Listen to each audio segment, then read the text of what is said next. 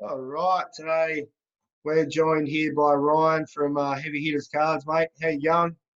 Hey Joel, thanks for having me on, mate. Not too bad, as well as I can be, being locked in the house for the last 3 weeks. But yeah, I'm getting there. Yeah, mate, the old lockdown. Good time to work on Heavy Hitters Cards. Tell us what Yeah. Heavy Hitters Cards is. Mate, Heavy Hitters Cards is a essentially an online trading card community. We've got about roughly 1,300 members plus another 1,300 or so members of our sports groups and trading card groups. So that ranges from NBA through to AFL, through to Pokemon. So a bit of everything. There's also MLB and NHL, NFL, all the main American sports. Yeah, it's quite a big group and community, and sort of yeah, got pretty big over the last few months since we started. How did you get started in the cards and with Heavy Hitters? Mate, from the age of about 5 or 6, ever since I started kicking the footy around and I was kick, I grew up on the Gold Coast, and back then the Brisbane Lions are sort of starting out. They used to come down and give us a hand at training camps and stuff down at the Burleigh Bombers back then. And AFL cards were pretty big back then. They still are fairly big. I used to collect AFL cards since I was a young bloke, since about 5 or 6, right up until sort of the Lions won their 3 in a row, and I gave it up for a few years, and I only got back into collecting footy cards about 5 or 6 years ago. And then probably 2 years ago now, I started watching a bit more of the NBA and MLB and those sort of things, and didn't really realise, but there's quite a large trading card community in Australia for the American sports. So I started collecting a few baseball cards here and there, a few NFL cards, but predominantly NBA cards. And then I got caught up with a mate down the Gold Coast, and decided to sort of kick off a trading card page. I've since left that and started my own over the last few months. But yeah, ever since I was a young fellow, I've been collecting AFL cards, and over the last few years, I've started to collect the American sports as well. I've noticed that a fair bit. I collected sort of when I was in my teens and had 20 years off and sort of getting back into it now. Are you finding that is the case? There is a lot of people that sort of collected in the 90s and early 2000s Absolutely. and Yeah, going it's. now. I think it's. Yeah, absolutely. Yeah, I think it's a bit of nostalgia for the older. Well, I say older blokes, but the middle-aged blokes, around probably the 30 to 50 sort of age group, predominantly males that did collect those basketball cards from Michael Jordan's rookie, 86, 87, through the early 90s. And they've given it up they've started families, they've moved on, they've got businesses, they've sort of outgrown the hobby. But recently there seems to be this upwards trend of particularly NBA cards, and a lot of the blokes that have done it in the past, as I said, late 80s, early 90s, mid 90s type thing, we're really seeing them starting to get back into it, starting to collect again, which is really good for the hobby, because probably over the last 3 years, but seriously over the last 12 to 18 months, the NBA collecting is just gone out of control in terms of level of involvement and the value of the cards themselves as well. Like, I think the most appealing thing about it is you could buy a $5 packet of cards from one of the wherever, an online Australian NBA card retailer, and you could open that pack of cards, and in there could be a $10,000 card for all you know. So it's sort of yeah, I think it's got that gambling sort of element as well, which helps it. If there's that chance of winning big, people are more inclined to actually buy a pack of cards um, and run their luck, really. Yeah, I mean, there is a bit of difference between, say, the early 90s cards, or they call it the junk wax era, with, you know, 2 million different varieties of each card now, limited numbers, things like that. So it does make it a little bit more appealing to people that want to invest rather than just select the whole series and things like that. Yeah. Yeah, I think yeah, you mentioned the term the junk wax here, which is exactly right. I think back then it was a something a bit that had a fun element to it. You collect it for fun essentially, but now we're seeing the trend of investors, especially with people like Gary Vee, spruiking that Giannis rookies. He's bought them for I think $180 US or something. Now they're worth close to, well, last time I checked, $1,500 US or something for a rookie Giannis Prism. So it's good and bad for the hobby. There's a lot of investors coming in and getting involved, which is good, but it also drives a lot of the blokes that are purely in it for nostalgia purposes or collecting purposes away as well. So it's got that the up and down to it. Now, you guys do what we call breaks. For those that aren't familiar with breaks, tell us a little bit about that and what happens in a break. So these are our main the main thing we do really is our core business. I don't like to use the term business because it's not really. We try to make as much money as we can to sort of get by and reinvest and buy more boxes and just keep the thing going essentially, and to cover things like website costs and the money it costs to make graphics and things like that. But essentially, what a break is, you've got a box of cards. So it might be this year, for example, let's say a 1920 Prism retail box for NBA. Now there's 30 teams in the NBA. So what we do is we sell 30 spots. So that might be, for a Prism retail box at the moment, I don't know, $15 a spot, $20 a spot, depending on the price of the box. So every spot you get, you're allocated a team. So if you jump on heavyhitters.cards, and you see we've got several breaks for sale at the moment, you'll see a drop-down menu numbered 1 to 30. You choose your lucky number, your favourite number, or several of your favourite numbers. And for each number you purchase, you'll be allocated a team. We then open the box live on our Facebook live stream, and any cards that are in the packs of cards in the box are allocated to you, depending on what teams come out. So say you purchase spot 1 and you're allocated the LA Lakers. So any LA Lakers cards that come out of that box are then given, essentially mailed to you within a couple of business days, and you generally have them in your hand within a week. So it's good for people that can't afford to buy a full box, and they still want to collect, especially for the more expensive boxes. There's a few sort of premium products worth anywhere between $1,000 and $2,000, even higher in some cases, for one single box. It gives these blokes a chance to get involved for, say, anywhere between $50 to $100 and have a bit of fun as well with it. Don't get me wrong, it's fun opening a box at home by yourself, but if you're in a group chat with 29 other people, it adds that fun element. And you look at the Australian breakers, like late night breaks, Ballers Down Under, they make it an entertainment experience as well. You're not just paying for the cards, essentially you're paying for a service, and they're probably the leaders in Australia in making breaks fun. And that's sort of the level we hope to get to. But as I said, we've only started this a few months ago, and we're sort of gone out of control, and we're just trying to stem the flow a bit.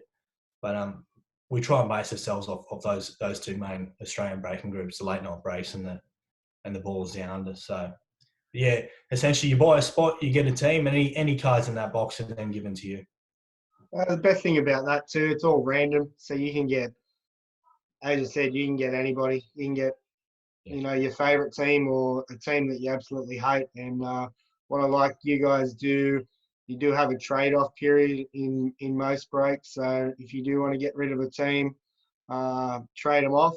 I prefer to hold on to whatever I get, because I'm too scared that I'll get some one of one card or something like that. But it's happened to me before. I've traded a team and I thought were not much chop, and and the other person, it wasn't a 1 of 1, but it was a valuable card. And yeah, I'll never trade again, no matter what happens. But yeah, you're right. Yeah, the trade period's good. A lot of blokes have their own personal collection, so they might only collect Lakers cards, yet they've been given the Bucks or something like that. So they'll try and trade teams, and often there is someone that wants to trade. Sometimes there's not, but it's usually mutually beneficial, and they both sort of, yeah, it's a win-win situation most of the time. But yeah, the only risk you run is when you're watching the break and the team you've traded hits hard. So you just got to weigh it up. But yeah, it's a bit of fun as well. You win, you lose sometimes. That's life, isn't it? That's it. Speaking of one-on-one cards, you guys have pulled some pretty significant cards the last couple of breaks too.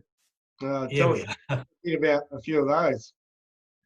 Yeah, as is, he's hit, I think, 4 or 5 1-on-1s in the last 7 breaks or something now. So that particular product, that there are quite a few 1-on-1s in that, and then obviously there's only one card in the box, and it is considered to be a premium product. But mate, that's still like pretty much unheard of.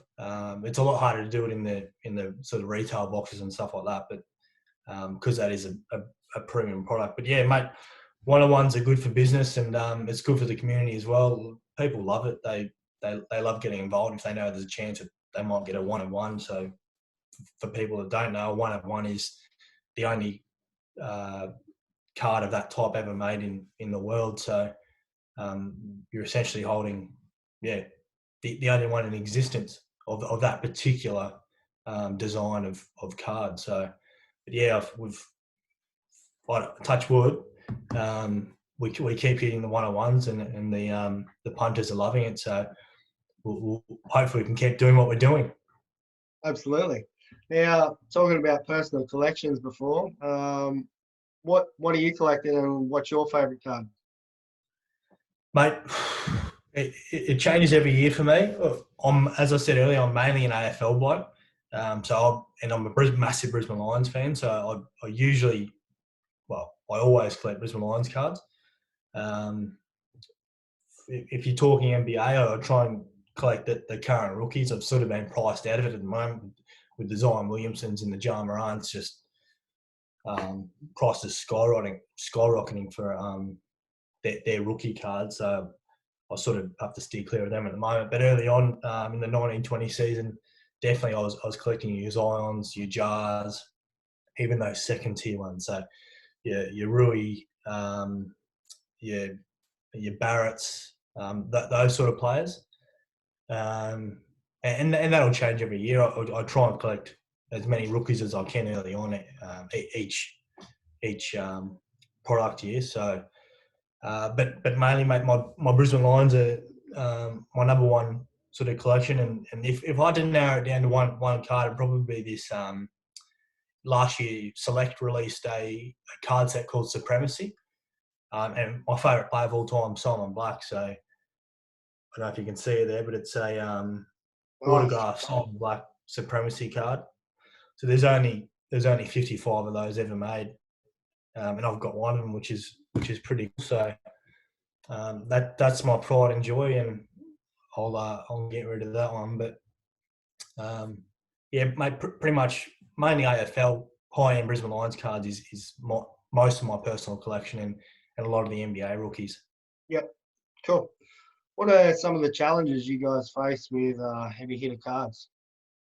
Mate, we touch wood again, and it's probably a bit late to do that, but we've only really had one major drama in the last few months since we started, and that's obviously the drama that everyone's unfortunately facing at the moment with the COVID-19 or the coronavirus, whatever you want to call it.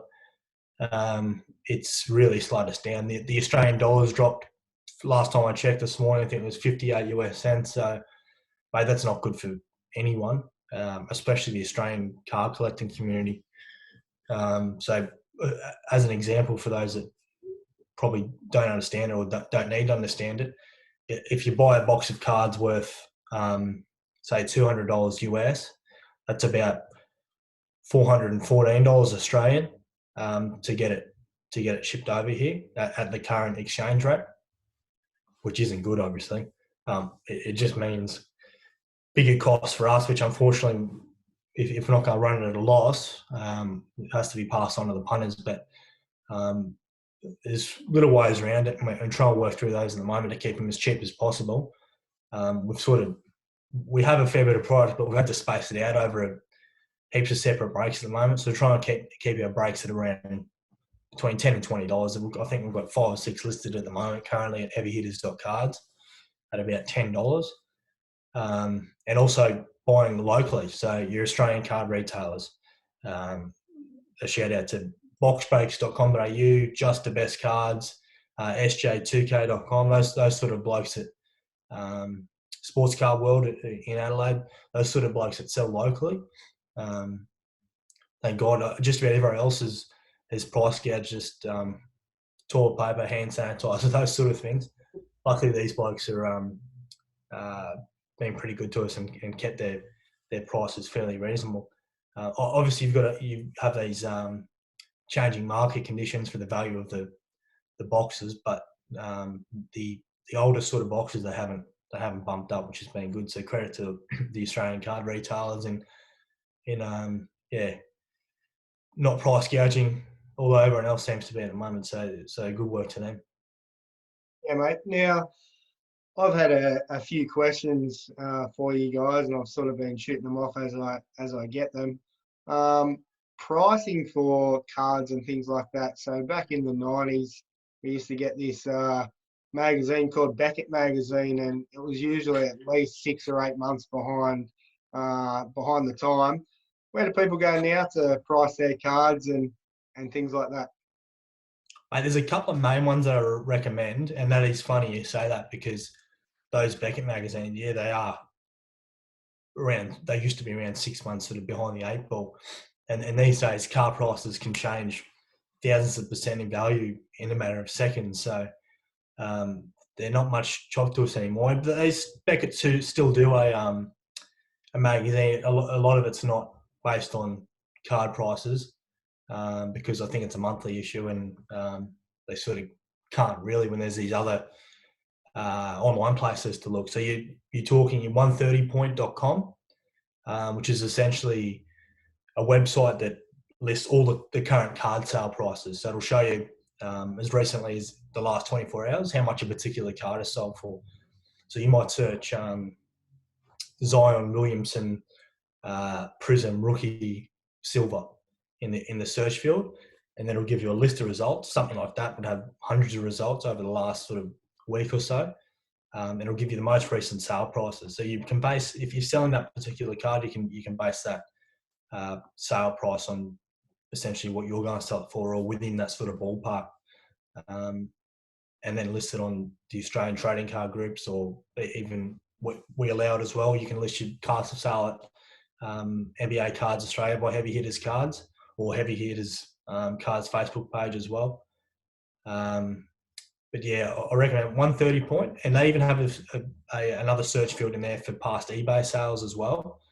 And eBay itself, there's actually an advanced search feature on there where you can type in whatever card you're searching for, and then you can hit sold listings, and it'll bring up all the sold listings for that particular card over X amount of days or weeks or whatever your search parameters are. So it gives you a fair indication of what any particular card's trading for at any given time.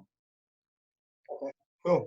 So obviously right now, economy's real bad.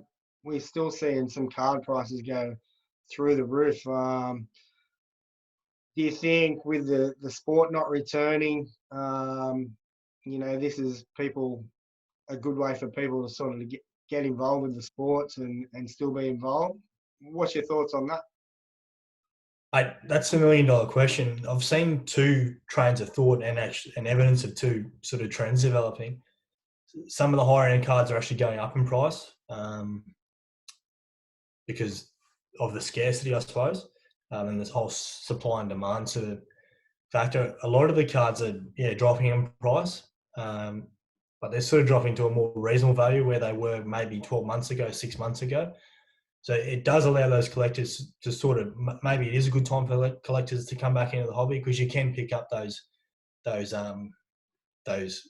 that maybe not affordable 2 weeks ago, but are a lot more affordable now.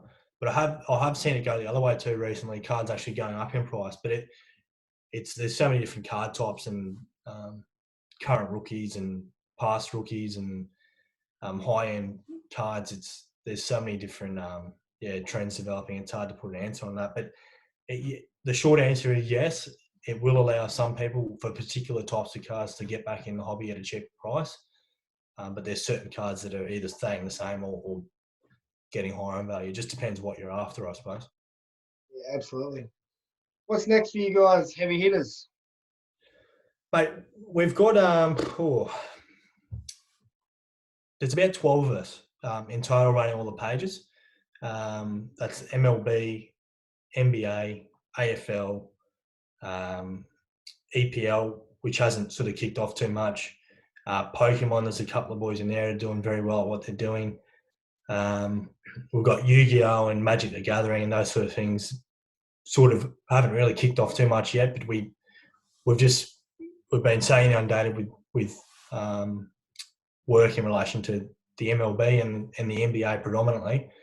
We haven't really had time to pay too much attention to that. So in the next 3-4 weeks, roughly, you can probably expect to see our smaller groups building in size as we bring more blokes on board. I think my dad said once, many hands make light work. So I'm very fortunate to have a dozen or so blokes around me to give me a hand running all these pages, because it's definitely something you can't do yourself. You see these one or two Australian breakers try and sort of run things by themselves, and it just doesn't work. It takes forever to get the cards sent out, or they can't keep on top of customer inquiries and things like that. So I'm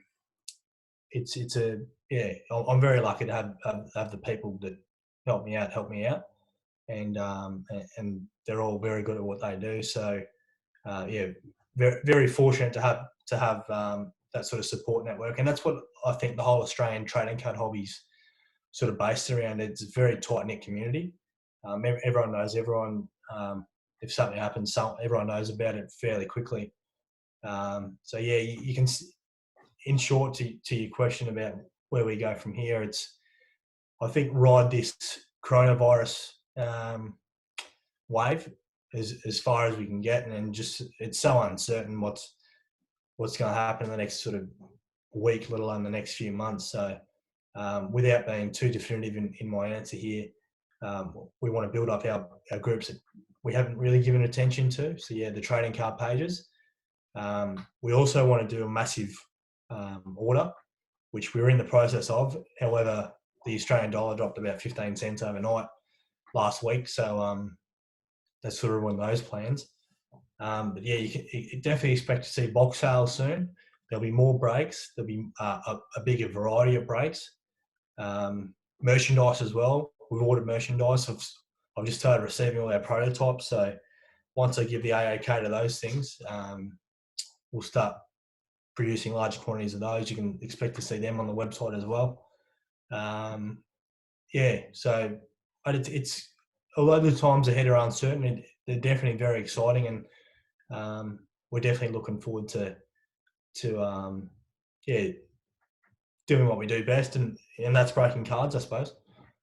Yeah, awesome, mate. You touched on the importance of having good people around you. I can't speak highly enough of your team, mate. Everybody sort of reached out, and I'm pretty new to this myself, and everybody's been really helpful, and any questions you have, they've been answered pretty much straight away. So you guys are doing a good job, and look forward to seeing some new things. I actually seen on I think it was on your Facebook page, you were testing a new camera angles for the breaks. It had I think it was 4 or 5 different camera angles. It was hectic.